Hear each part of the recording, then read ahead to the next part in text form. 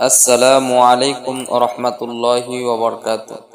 প্রিয় বন্ধুরা, আজকে আলোচনা করব কিয়ামতের দিন কত বড় হবে, সেই দিনের পরিমাণ কত হাজার বৎসর হবে।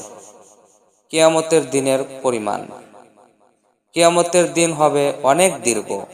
হাদিস শরীফে তার পরিমাণ 50,000 বছর বর্ণনা করা হয়েছে।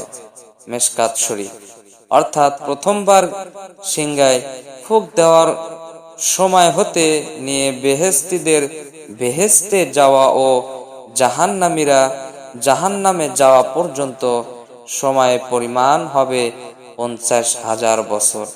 এত বড় দিন কাফের, মুশরিক ও মুনাফিকদের জন্য বড়ই কষ্টকর হবে। ঈমানদারদের জন্য আল্লাহ তাআলা সেদিনকে সহজ করে দিবেন। সুবহানাল্লাহ। আল্লাহ তাআলা আমাদেরকে সেই দিন ঈমানদারদের কাতায় কবুল করুক।